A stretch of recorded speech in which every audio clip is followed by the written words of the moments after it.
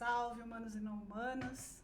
Estamos aqui para mais uma gravação do nosso programa Crer e Ser.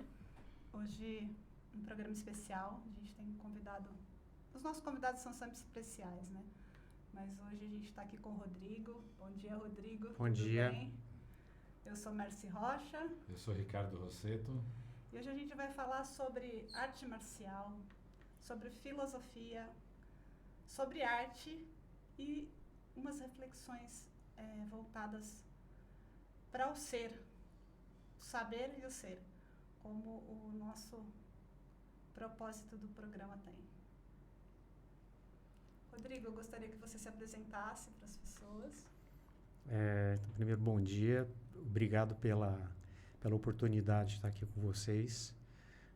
Esses momentos são muito importantes para mim, porque eu aprendo muito com isso, né? E coloco um pouquinho também da experiência que eu tive, principalmente aprendendo com outras pessoas, tá? Então, eu me chamo Rodrigo, tenho 54 anos, né? De profissão, eu sou consultor de empresas, trabalho com gestores de investimento, né? Eu tive uma formação em engenharia, me formei em São Carlos, depois na USP de São Carlos, depois fui para São Paulo trabalhar, fui executivo, cheguei em cargo de diretoria numa empresa grande, e depois, até com um propósito de vida, há aproximadamente 20 anos, eu fundei uma consultoria com foco em reestruturação de empresas, né? E o que a gente faz até hoje. E ela está muito ligado com o que eu acredito também, porque eu não faço uma desconexão entre o que eu sigo na minha vida como pessoa e do que eu sigo como profissional. Isso tem um nome, né? Coerência. Isso, coerência. E até a consultoria, ela chama Enso, que é o Círculo Zen Budista de Transformação, porque todo dia a gente está melhorando, né? O japonês chama isso de Kaizen, né?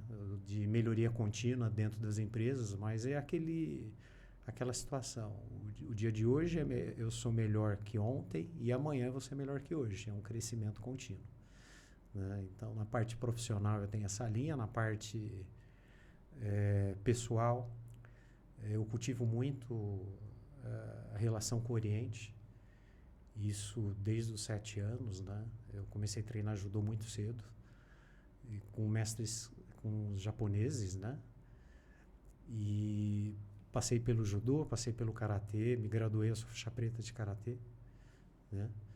Aí com 14 anos, mais ou menos, eu vi coincidentemente, no mesmo momento, duas reportagens, uma sobre um dos maiores pintores de bambu, era na China, né? E o outro era sobre o Kendo. Então, a hora que eu vi aquilo, eu falei, poxa, eu quero aprender. Só que aquilo não existia aqui no interior, né? Então, se passou o tempo, treinei karatê, com um outro sensei japonês aprendi Kenjutsu, que é uma técnica de espada, né? Com o Izuki Shukuyama sensei. E me formei em engenharia, né? Na época do mestrado, em 97, fiquei sabendo que tinha um sensei de Kendo aqui em São Carlos, físico, Yashiri Yamamoto sensei. Fui procurá-lo e a gente começou a treinar Kendo. Então eu comecei com Kendo, com essa arte, desde 97. E o Sumie, que eu queria aprender, né? Eu lembro daquele sensei pintando bambu quando eu tinha 14 anos, quando eu via a reportagem. Eu não encontrava. Eu busquei até aquarela, mas é muito diferente, porque o Sumie é uma arte que ela não tem só a técnica, ela tem uma base filosófica muito forte por trás. Isso é muito interessante. Porque ela vem do Zen budismo, né? E quando eu fui trabalhar em São Paulo, 97 foi meu primeiro ano do mestrado, em 98 fui para São Paulo. Procurei um sensei de Sumie e visitei alguns, mas nenhum tinha aquele alinhamento do que eu acreditava. Era muito mais técnica do que filosofia. E eu acho que quando a gente fala de arte marcial, por exemplo, você tem que ter a união da técnica com a filosofia. Para funcionar, tem que ter as duas, né? Tem que ter as duas. E coincidentemente encontrei uma sensei que não era japonesa. Eu imaginei que Sumie estava na linha de descendentes, e não era, ela era alemã. com uma história de vida maravilhosa, e aprendi a sumir com ela, né? Isso daí eu comecei em 98. A gente gostaria que você contasse a história de vida da sua sensei. A sensei de Sumie. A sensei Rita Bon, hoje ela deve estar em torno de 85 anos, mora em Berlim, mas na época ela morava em São Paulo. Foi muito interessante essa relação que eu tive com ela. Porque quando eu cheguei na casa dela, ela morava no Bexiga, naquelas casas antigas, centenárias, né? E a primeira hora que eu entrei na casa dela era cheio de bonsai. A primeira coisa foi isso, foi o impacto. E a energia que tinha da casa dela, era uma energia muito forte. E ela me atendeu com todo o respeito. Ela tem um sotaque muito forte, né? Porque ela era alemã, né? E assim foi todo o aprendizado. Mas o que me surpreendeu foi a história de vida dela, né? Como é que foi? E que eu sigo também como exemplo, né? Ela nasceu em Berlim, né? Então, na Segunda Guerra Mundial, ela era uma criança, praticamente, mas ela sonhou que a casa os aliados, né, na Segunda Guerra estavam bombardeando Berlim, e ela sonhou que ia cair uma bomba na casa dela. E ela falou para a família não acreditou, mas ela falou que não ia ficar lá naquela noite, e ela foi para a montanha, ela, a mãe e um cachorro, e ficou a família inteira na casa. Quando ela voltou, infelizmente, uma bomba de fósforo caiu na casa, a família inteira dela faleceu. Teve uma situação ali da Segunda Guerra, que começaram a vir as tropas aliadas, né, principalmente os soviéticos, né, porque ela estava na região do que foi depois Berlim Oriental, né, e estava acontecendo algumas coisas e eles saíram de lá, né, passaram um tempo ali, mas saíram de lá e foram para o Marrocos. Mas assim, ela foi para o Marrocos, já foi com uma instrução muito forte. E ali ela conheceu um chefe tribal, né? Ali eles chamavam de príncipe, o que a gente pode chamar de príncipe, né? Um príncipe tribal, né? Então, naquele momento, ela teve uma vida muito... Ela falava para mim, Rodrigo, a minha vida era muito sofisticada, ela vivia na Europa, Mônaco, etc. Teve uma vida muito sofisticada lá no Marrocos. Ela passou um tempo ali e ela me comentou que teve uma noite... Naquela época, o que era visto como valor eram camelos, né? Não era terra, era camelo, era gado, camelo, né? E ela ouviu que ela ia ser trocada, porque ali tinha uma relação... No início tinha uma relação, né? Mas depois ela viu que ela estava sendo vista como um objeto, então ela ia ser trocada por camelos. Pelo que eu me lembro, ela falou 100 camelos. Ela viu aquela situação, ficou insustentável e ela quis sair do Marrocos. Aí o país que ela veio foi o Brasil, né? E aqui no Brasil ela já veio com um grau de sofisticação muito grande. Viveu na Europa, viveu em Mônaco, passeava em Paris e etc., porque com esse príncipe. E ela veio para cá e trabalhou como design de interiores, mas de um público muito alto em São Paulo. Já tem muita cultura, né? Isso.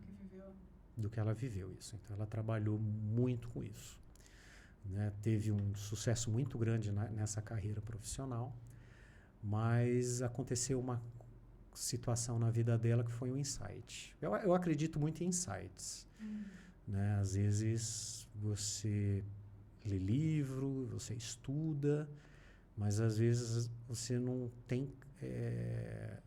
tem clareza de algumas coisas. E às vezes o universo fala com você através de insights. Você está andando na praça, você olha um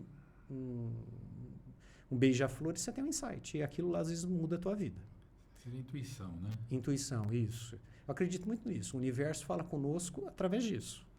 Por isso que eu acho que é tão importante essa relação nossa com a natureza. Sim. Né? A gente tem uma frase que o universo fala conosco através da natureza e da simplicidade. Então, a gente tem que estar aberto para isso. Sim. Mas então, qual foi o insight que ela teve? A experiência que ela teve. Eu acho que os insights vêm através da experiência. De manhã, ela estava numa amiga, tinha acabado de perder o filho para o câncer, né? Aquela situação terrível, triste. E, né, ela foi acolher essa amiga dela. E à tarde ela foi atender um cliente. Então ela saiu de manhã de uma situação terrível de câncer, perda, né? A amiga perdeu o filho. E à tarde ela foi atender uma cliente. E que hora que ela chegou lá, a cliente começou ela falou assim, Rodrigo, ela se descontrolou porque a cor do sofá, não foi a cor que ela queria. Só que ela, a Rita, né, a Rita Sensei, ela estava com aquela experiência de manhã, aquela situação. Falou, poxa, mas ela aqui, nessa situação por causa de um sofá. E de manhã minha amiga perdeu um filho. Isso daí fez ela repensar, foi um insight que ela teve. No dia seguinte ela já começou a procurar algum caminho para tentar entender essa situação. E foi onde ela descobriu o Zen Budismo. Então ela aprendeu com o monge Zen, ela foi para o Japão, ficou muito tempo lá. E o Zen você tem 3 pilares para você se desenvolver. Você tem a meditação, os trabalhos manuais, por isso que todo mosteiro Zen, você cozinha, você limpa o mosteiro, você faz os trabalhos manuais, né? E uma arte, que pode ser a caligrafia, pode ser o ikebana, pode ser... E ela escolheu, no início ali, a pintura, mas ainda ela não conhecia nada de pintura. Ela começou ali a fazer aquele o início do que seria o caminho dela, de vida. Porque o sumie simboliza o caminho da tinta preta, né? Assim como o kendo é o caminho da espada, o sumie é o caminho da tinta preta.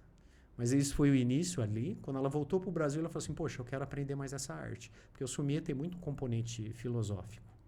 Tudo que você pinta tem filosofia no kendo, no sumie, desculpa. E ela descobriu em São Paulo um sensei, Masao Kinaka, que foi um grande sensei de sumie, e aprendeu com ele. Ela foi a aluna que mais se graduou com o Masao Kinaka. E quando o sensei Kinaka faleceu, ela o substituiu. Tá? Então, e deu aula para várias pessoas. E foi aí que, o dia que eu a encontrei no ateliê dela, sabendo dessa história, vendo o posicionamento dela, a forma que ela ensinava, adorei aquilo. Né? Então, aprendi muito com ela. Né? E ela chegou um momento que ela falou que ela queria voltar para a Alemanha. Aí o que ela fez? Ela falou assim, mas antes de voltar para a Alemanha eu quero fazer um sonho. Ela vendeu a casa, vendeu tudo que ela tinha. A coleção de bonsai dela, o que ela tinha era os bonsai. Era os bonsai, que era aqueles bonsai que é bonsai. Ela presenteou para uma amiga, depois que ela treinou a amiga a cuidar de bonsai. Porque quem tem bonsai sabe que aquilo... Demanda tempo, paciência. Isso. Né? É também uma filosofia, né? Isso, é uma arte ali também. Então ela doou toda a coleção de bonsai dela. E ela foi viver durante 2 anos em Yosemite, que é um parque americano, num trailer, sozinha. E ela até comentou que ela colocava a comida dela quando ela ia comer e chegava um bisão. E ela começou a ter um relacionamento com esse bisão. Todo dia o bisão ia lá e comia alguma coisinha. Então, existe o site dela, chama Sumie Berlin, né? Tem algumas pinturas desse bisão, onde a pintura chama o meu amigo. Né? Aí ela passou esse tempo nos Estados Unidos, teve muitos alunos lá e voltou para a Alemanha. Chegou na Alemanha, a primeira coisa que ela fez, já com mais de 70 anos, pegou uma bicicleta e rodou a Alemanha, porque lá tem um circuito de bicicleta, né, que você faz, que nem o Caminho da Fé tem aqui no Brasil, tem um circuito. Ela fez a volta da Alemanha de bicicleta. E hoje ela está no ateliê dela. Faz algum tempo que eu não converso com ela, deve fazer um ano mais ou menos que eu não converso com ela. É mais por e-mail, assim, conversar, falando com ela. Mas é uma pessoa que me agregou muito. Uma vida dessa, né? Essa vida que ela viveu cheia de aventuras, de altos e baixos, né? Tendo que fugir, tendo que se esconder, indo para países totalmente diferentes, com culturas diferentes, tendo que aprender. Imagino que ela não tenha para ensinar, né? Isso. E assim, o sumie, Sumie veio do Zen. É uma arte que ela é muito prática. E ela era muito prática. Quem convive ou já conviveu com uma cultura alemã, por exemplo, sabe que é muito prático. Eles precisam falar Sim. alguma coisa, eles falam na tua cara. Eu adoro isso, porque eu acho que fica uma transparência na relação. Sim. É falar na cara com respeito. Eu acho que esse Isso é diálogo, importante. esse diálogo respeitoso é muito importante. E ela era desse jeito. E isso eu levei muito para a minha vida, tanto pessoal como profissional, que é o diálogo com respeito. Principalmente profissional, que às vezes a gente tem que lidar com algo e a gente tem que resolver. Então, isso, essa prática me ajudou muito. E por que essa prática que veio do Zen é tão valorizada, né? Ela começou a ser valorizada na época dos samurais, porque o samurai tinha que ser alguém prático. Então, ele tinha que ter a questão da espada, porque isso que era a profissão dele, assim dizer. Só que ele precisava se equilibrar com alguma coisa, mas que não fosse teórico. Então, ele ia para o sommelier, ele pintava, que é o caminho que eu sigo. Eu sigo um caminho filosófico que chama Bumbum Ryodo, que é o caminho do pincel da espada. Então, eu tenho a espada, o yang, né? Que é a parte combativa, de você enfrentar os desafios da vida, por exemplo, com clareza. E a pintura, que é o yin, que é você desenvolver aquela parte interior, a reflexão, fortalecer a clareza. Yin e Yang te levam ao caminho do meio, que vem do budismo. Buda falava, né? Que quando eu estou trabalhando num instrumento musical de corda, se eu esticar muito a corda, ela arrebenta. Se eu deixar ela frouxa, você não toca. Então, qual que é o equilíbrio? E isso daí o sommelier e o kendo traz muito para mim, tanto no lado pessoal como profissional. Eu trabalho com estratégia como consultor em algumas empresas. Por exemplo, hoje a gente está num processo de planejamento estratégico de uma empresa bastante relevante e a gente usa muito esse conceito, porque estratégia, antes de ser algo no papel, é a pessoa que vai executar aquilo. Sim.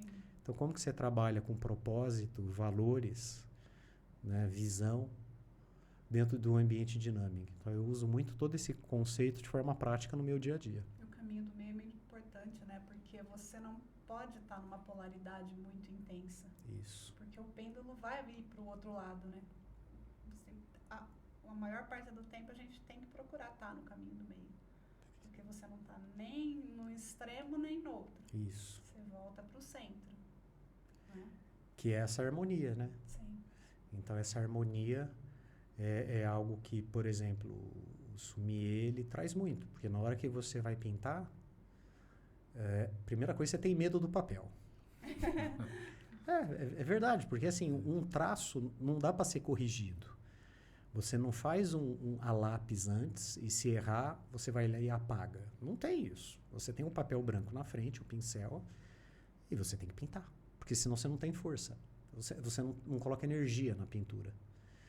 Então a pintura, antes de você fazer, você faz uma meditação e você pinta. E o papel tradicional, ele é muito fino, é que nem um papel higiênico. Pôs uma tinta ali, ele fura, se você ficar muito com o pincel em cima dele. E isso daí ele está relacionado ao quê? Na hora que você decide fazer, você tem que fazer com toda a tua energia. Se você não colocar energia, você não consegue pintar. Kendo, por exemplo, para você fazer o Ippon, que é o golpe perfeito, você tem o Ki, Ken, Tai. Ki, energia. Tai, corpo. Ken, espada. Tem que ir os três juntos. Então, se você aplicou um golpe, que é a tua Shinai, que é a espada de bambu, atingiu o teu companheiro. Você atingiu com a espada. Foi com o corpo, mas não foi com o espírito, aquilo não é Ippon. Porque não tem intenção. Não tem energia. E a gente fala que a energia tem que vir antes do corpo. Se a energia não for antes do corpo, a intenção ir antes do corpo, não é Ippon. Isso em empresa a gente chama de, quando a gente fala de empresa, né, a identidade organizacional, que é o propósito, os valores e a visão, Isso é a parte energética. Então isso tem que vir antes, está no papel. Mas se aquele papel estiver na parede, lindo, maravilhoso, mas você não aplicar, aquilo não serve para nada. Então é o mesmo conceito. Eu tenho que vir com a energia, com a intenção, mas eu tenho que ir. Então, para ir o golpe perfeito do Ippon, no caso do Kendo, eu tenho a energia, eu tenho o corpo e eu tenho a espada. Ou seja, é a união do espiritual, mental e do físico. É os três. É a mesma coisa. Empresa é um organismo vivo. E nós somos um ser vivo. Eu fico imaginando a sabedoria de um juiz que vai julgar um Ippon para saber Isso. que o atleta está colocando, eu não sei se chama atleta. Pode ser atleta, quem doca, né? Que o O atleta praticante. tá realmente colocando as três coisas num golpe. Eles são muito preparados para isso, né? Então, por exemplo, o Sensei Yashiro, na hora que ele vê uma situação dessa, ou os outros senseis que tem aqui também em São Carlos, eles conseguem ver isso daí, que é essa união desses três polos, do Ki e Kentai. Né? E eu, na minha atividade profissional, uso muito isso. Se a empresa não tiver energia, você vê que aquilo não... Você não engaja o time, né? Porque aí cada um começa a remar para um lado. E no final, aquele barquinho, que nem aquele... Eu gosto muito da analogia com aquele... com o remo, onde você vê todos os remadores remando numa mesma direção. Né? Aquilo é importante, porque se cada um remar para um lado, você não sai do lugar. Então é muito isso. Ou afunda o barco, né? Que é o pior. Que história incrível. Muito bacana, muita sabedoria, né, envolvida. Muito interessante. Então isso traz muita coisa para o nosso dia a dia. Eu acho que é uma conexão. Eu conheci um japonês, ele não treinava arte marcial, mas ele tinha um conhecimento enorme. E ele falava que Zen é o belo. E o que ele falava era assim, Zen é tudo de bom. Ele falava isso. O que é o Zen é o belo e Zen é tudo de bom. Então ele fala, frase curtinha. E isso é muito Zen, porque o Zen é a simplicidade. Não é? O Michelangelo falava, acho que é o Michelangelo que falava que a simplicidade é o último degrau da sofisticação. Então o simples, o minimalismo, porque tem essência. Né? Então você fazer o simples, você fazer o simples, não, tranquilo. Você fazer o simples é muito mais difícil do que você fazer o complexo. O sumi é assim, um ponto é uma águia, um traço é uma montanha. Né? Mas para você fazer isso no sumiê, é anos e anos de treino. Então, por exemplo, quando eu tinha aula de sumiê com a sensei, eu ia fazer um bambu, eu lotava o bambu de folha. Mas lotava de folha. Fazia o traço do caule, do bambu e um monte de folha. E ela falava, isso daí está errado. Porque nessa confusão que você fez, você esconde o teu erro. É muito mais difícil você colocar 2 folhas só. Então, a linha de sumiê que eu sigo é essa do minimalismo. Então, eu faço um caule, coloco 2 folhas e aquilo tem que dar toda a composição por trás daquela pintura. É muito mais difícil. Então, nós estamos encerrando o nosso bate-papo. Por nós, a gente ficaria aqui te ouvindo a tarde toda, mas a gente tem um tempo e eu gostaria, então, de dizer para as pessoas que estão ouvindo a gente, que estão assistindo, que em maio todo mundo vai ter oportunidade de aprender um pouquinho com o Rodrigo, essa arte belíssima que é o sumiê, sem julgamentos, sem querer ser perfeito, apenas colocando o que você tem de essencial no papel. É isso. E eu quero agradecer essa oportunidade, porque quando a gente ensina, a gente aprende, né? Eu acho que a gente aprende mais do que o outro que está recebendo o nosso conhecimento. A gente aprende muito e, mais uma vez, gratidão aí por essa oportunidade. A gente que agradece. Tá bom? Muita gratidão. Obrigado. Até breve.